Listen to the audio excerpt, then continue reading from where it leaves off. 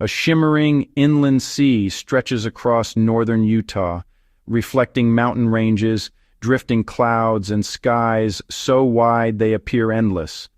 At a glance, it seems timeless, a permanent feature of the western landscape that has endured countless generations. Yet the numbers recorded by satellites, stream gauges, shoreline markers, and decades of scientific monitoring reveal a very different reality. North America's largest saltwater lake is shrinking at a pace that has alarmed researchers, water managers, and ecologists alike. Every passing season leaves behind fresh stretches of exposed lakebed, retreating shorelines, and growing questions about whether one of the continent's most extraordinary ecosystems can survive the pressures now bearing down upon it. For thousands of years, the Great Salt Lake has existed because water continuously flowed into a basin with no outlet to the sea. Snow accumulated across the Wasatch Mountains, the Uinta Mountains, and surrounding highlands before melting each spring into rivers that carried fresh water downhill. Those rivers eventually emptied into the lake, where the water could leave only through evaporation. Every dissolved mineral transported from the surrounding watershed remained behind after the water disappeared into the atmosphere. Over immense spans of time, those minerals accumulated until the lake became several times saltier than the world's oceans, creating an environment unlike almost anywhere else on Earth. Its unusual chemistry shaped an equally unusual ecosystem. Fish cannot survive within its highly saline waters, yet the lake teems with microscopic algae, bacteria, brine shrimp, and brine flies that form the foundation of one of North America's most productive food webs. Millions of migratory birds depend upon these organisms during their annual journeys along the Pacific Flyway. American avocets, eared grebes, Wilson's phalaropes, white pelicans, snowy plovers, and dozens of other species gather here in astonishing numbers, transforming the shoreline into one of the continent's most important migratory refuges.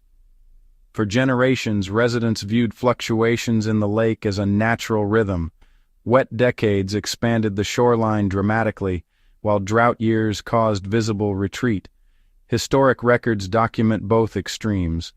During especially wet periods in the 1980s, the lake rose so high that highways, railroads, homes, and industrial facilities required expensive protective measures. Pumps capable of moving enormous volumes of water were constructed simply to prevent further flooding. At that time, few imagined that only a few decades later the greatest concern would become not excessive water, but the possibility of losing much of the lake altogether. Scientific records now paint a remarkably different picture. Rather than temporary fluctuations around historical averages, researchers have documented a persistent downward trend that accelerated beginning in the 1980s. Satellite imagery collected over several decades shows the shoreline steadily withdrawing. River inflows have declined as growing populations, expanding agriculture, and prolonged drought reduced the amount of water reaching the terminal basin. Each year, the balance between incoming water and evaporation became increasingly unfavorable. Water elevation provides one of the clearest indicators of the lake's condition. Historically, the Great Salt Lake averaged approximately 4,200 feet, or about 1,280 meters, above sea level. Scientists generally consider approximately 4,198 feet, or roughly 1,279 meters, above sea level to represent the minimum healthy elevation needed to sustain critical ecological functions. During late 2022, the lake fell to an unprecedented record low of approximately 4,188 and 1/2 feet, or about 1,276 meters, above sea level. Although subsequent winters temporarily slowed the decline, the lake never returned anywhere close to healthy conditions. Measurements during the middle of 2026 placed the lake at roughly 4,191 to 4,193 feet above sea level, or approximately 1,277 meters. That remains roughly 5 to 7 feet, or approximately 1½ to just over 2 meters below the minimum healthy elevation. Even more concerning, it sits only about 3 to 4 feet, or roughly 1 meter, above the lowest level ever recorded. The numbers become even more startling when viewed across longer periods. Researchers estimate that since the middle of the 1980s, the Great Salt Lake has lost approximately 73% of its total water volume compared with healthier historical conditions. Nearly 3/4 of the water that once occupied North America's largest saltwater lake has disappeared. The shrinking shoreline tells an equally dramatic story.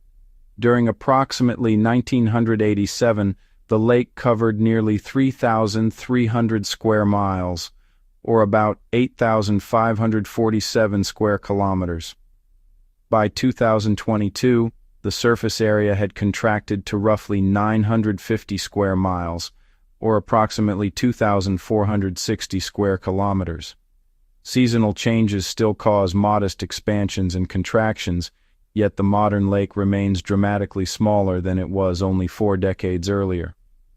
Unlike deep reservoirs surrounded by steep canyon walls, the Great Salt Lake occupies an exceptionally shallow basin. That characteristic makes every foot of water level decline extraordinarily significant. A drop measuring only 1 foot, equivalent to approximately 30 centimeters, can expose tens of square miles of previously submerged lakebed. Shorelines that once required boats to reach become dry salt flats, stretching toward a distant horizon. Standing along portions of today's shoreline offers visual proof of that transformation. Old marinas sit stranded far from open water. Boat ramps terminate in dry sediment instead of waves. Docks constructed for recreational boating now overlook cracked salt crust rather than floating vessels. Distances that once required navigation across open water can sometimes be walked. Those visible changes represent only the surface expression of far more complex hydrological processes unfolding throughout the entire watershed. Unlike many large lakes around the world, the Great Salt Lake receives virtually all of its water from 3 major river systems together with numerous smaller streams. Snowfall accumulated throughout the surrounding mountain ranges functions as a vast natural reservoir, gradually releasing meltwater throughout spring and early summer.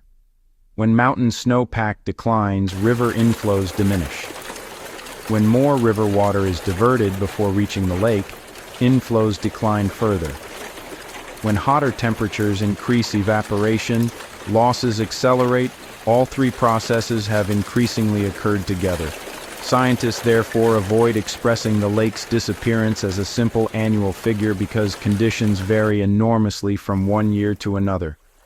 A particularly snowy winter can temporarily raise lake levels, while several consecutive dry winters may produce rapid declines. Temperature, rainfall, snowpack, irrigation demand, municipal consumption, and evaporation all change continuously. Instead, researchers examine long-term trends. Those trends reveal that the overall balance has shifted decisively toward loss. Current estimates suggest the lake would require approximately 800,000 additional acre-feet of water every year merely to begin recovering toward its minimum healthy elevation over the coming decades. That volume equals roughly 986 million cubic meters of water, or approximately 0.99 cubic kilometers. Expressed another way, it represents roughly 260 billion gallons of additional water entering the lake every single year for decades. Achieving such sustained increases presents an enormous challenge because nearly every gallon entering the watershed already serves competing demands. Agriculture accounts for the largest share of water consumption throughout much of the Great Salt Lake Basin. Irrigated farms support significant production of hay, grains, livestock feed, and other agricultural commodities essential to regional economies. Water diverted into irrigation canals nourishes crops instead of continuing downstream toward the terminal lake. Cities also require growing supplies. Utah remains among the fastest-growing states in the United States. expanding neighborhoods, industries, businesses, parks, and public infrastructure all increase demand for reliable freshwater resources. Every additional resident requires drinking water, sanitation, landscaping, and numerous municipal services. Neither agriculture nor urban development alone explains the crisis. Climate change has introduced another powerful force reshaping the lake's future. Average temperatures throughout the western United States have risen substantially over recent decades. Warmer air increases evaporation from both soils and open water. Snow melts earlier during spring, altering runoff timing. Longer growing seasons increase water demand across agricultural landscapes.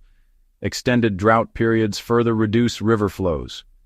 Researchers estimate that approximately 2/3 of the Great Salt Lake's long-term decline results from human water consumption, particularly diversions for agriculture and municipal use.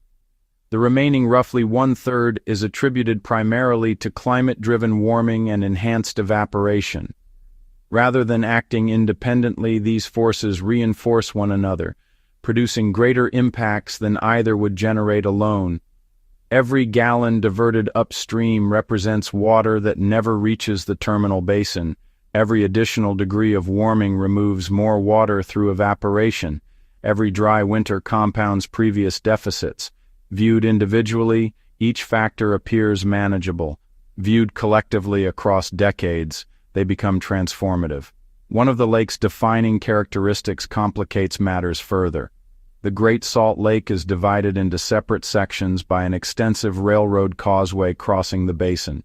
Restricted water exchange between the northern and southern portions has produced striking differences in salinity, water chemistry, and color. Satellite photographs frequently reveal the northern arm appearing deep reddish purple due to specialized microorganisms thriving within extremely salty conditions, while the southern arm often displays greenish or bluish hues associated with lower salinity and different biological communities. As overall lake volume declines, these chemical differences become even more pronounced. Salinity does not increase uniformly across the entire lake. Instead, distinct ecological conditions emerge within separate basins, affecting where various organisms can survive. Brine shrimp occupy a particularly important place within this ecosystem. Barely visible individually, these tiny crustaceans collectively sustain millions of migratory birds while supporting a globally significant commercial harvest. Each year, dormant brine shrimp eggs known as cysts are collected, processed, and exported worldwide as food for aquaculture industries raising shrimp and fish. The industry generates tens of millions of dollars annually and supplies hatcheries across numerous countries. Yet brine shrimp populations depend upon delicate balances involving salinity, food availability, water depth, and seasonal conditions. If salinity rises too high, reproductive success declines. If food sources diminish, populations decrease. If suitable habitat contracts, harvests become increasingly uncertain. Scientists therefore monitor salinity with extraordinary precision because relatively modest changes can trigger major biological consequences. Migratory birds face equally serious challenges. The Great Salt Lake functions as one of North America's most important stopover locations along the Pacific Flyway. Millions of birds arrive exhausted after journeys spanning hundreds or even thousands of miles. Here they replenish critical energy reserves before continuing migration. Wilson's phalaropes alone may gather in numbers approaching several 100,000 individuals. Large populations of eared grebes rely heavily upon abundant brine shrimp before continuing southward. American white pelicans establish major nesting colonies upon isolated islands historically protected from land predators by surrounding water. As lake levels fall, formerly isolated islands may become connected to the mainland through exposed land bridges, allowing predators easier access to nesting colonies. Feeding habitat also shrinks. Wetlands surrounding the lake receive less water. Mudflats expand while shallow productive marshes contract. Entire food webs become increasingly stressed.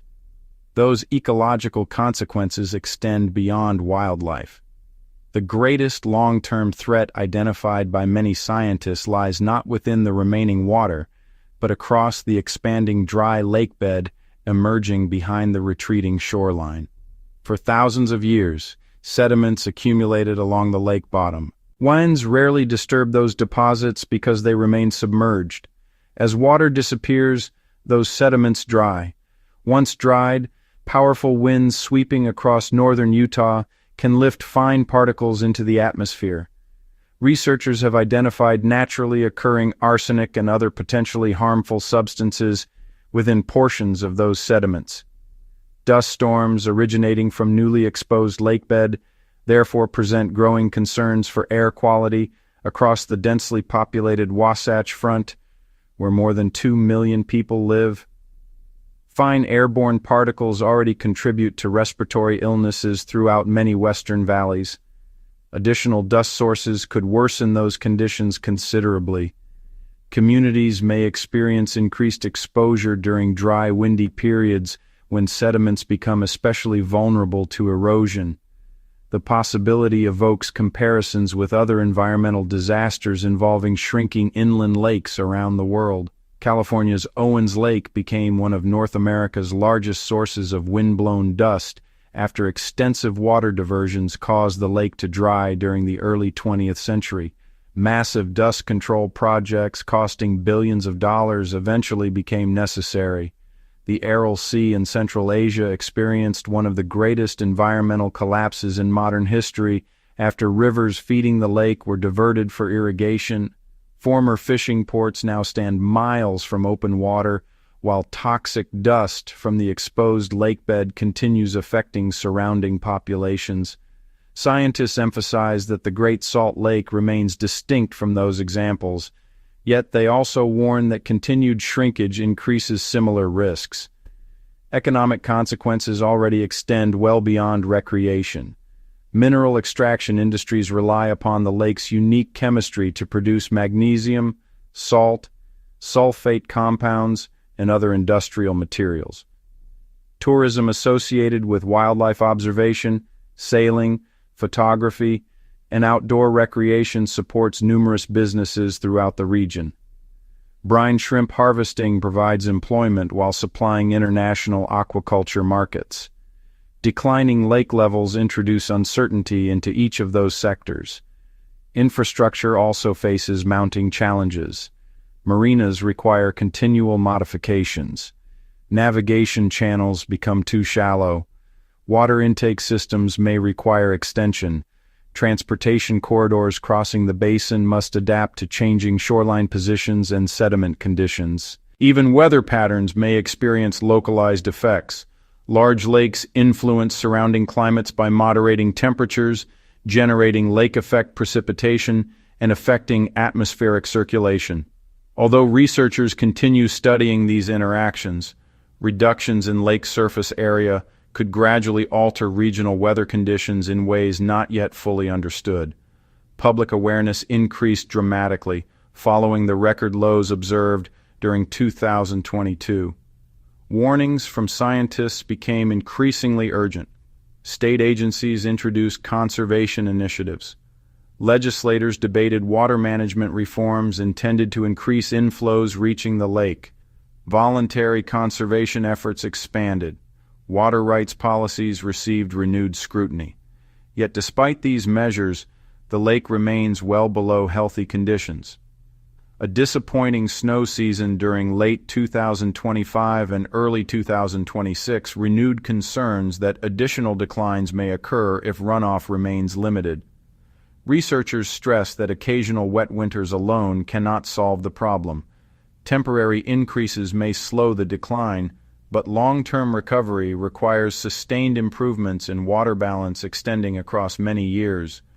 Every major scientific assessment reaches remarkably similar conclusions. The lake needs substantially more inflow. Water conservation throughout the watershed remains essential. Improved irrigation efficiency offers significant opportunities. Urban conservation measures can reduce demand. Strategic water management may help restore portions of historical inflows. None of these solutions alone appears sufficient. Together, they represent the most realistic pathway towards stabilizing the lake. Time, however, remains a critical factor. Unlike many environmental problems that develop gradually over centuries, the Great Salt Lake's transformation has unfolded within the lifetime of a single generation. Residents who remember boating across broad expanses during the 1980s now witness dry lakebed occupying places once covered by several feet of water. Children growing up today may never experience the lake as their grandparents knew it, unless substantial recovery occurs. Satellite imagery provides perhaps the clearest visual summary. Year after year, the shrinking blue outline becomes unmistakable. The shoreline retracts, open water contracts. Bright salt flats expand outward. Measured from space across decades, the change appears relentless despite occasional brief reversals following exceptionally wet winters. Scientists continue refining computer models to estimate future outcomes under different scenarios involving water conservation, climate trends, and watershed management. Some projections suggest stabilization remains achievable if sufficient inflows are restored. Others indicate that continued inaction could push portions of the ecosystem beyond thresholds from which recovery becomes increasingly difficult.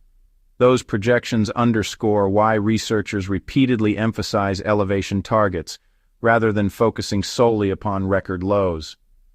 Reaching approximately 4,198 feet above sea level, or about 1,279 meters, represents more than a symbolic milestone.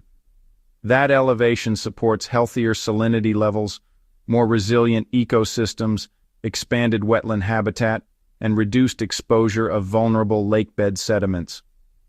Remaining several feet below that benchmark leaves the ecosystem increasingly susceptible to every additional dry year. Viewed across its immense history, the Great Salt Lake has survived natural climate shifts, geological changes, and countless seasonal fluctuations. The challenge confronting it today differs because multiple human influences now intersect with a warming climate, amplifying losses beyond historical patterns. North America's largest saltwater lake has already surrendered approximately 73% of its historical water volume and around 60% of its surface area compared with healthier conditions of the 1980s. Its water level remains only a few feet above the lowest point ever recorded while still standing several feet below the minimum elevation scientists consider necessary for long-term ecological health. Restoring that balance demands nearly 800,000 additional acre-feet of water every year, equivalent to roughly 986 million cubic meters or about 260 billion gallons, sustained over decades rather than seasons. Every snowfall, every diverted river, every conservation effort, and every degree of warming now carries measurable consequences for a lake whose future increasingly depends upon decisions made far beyond its retreating shoreline.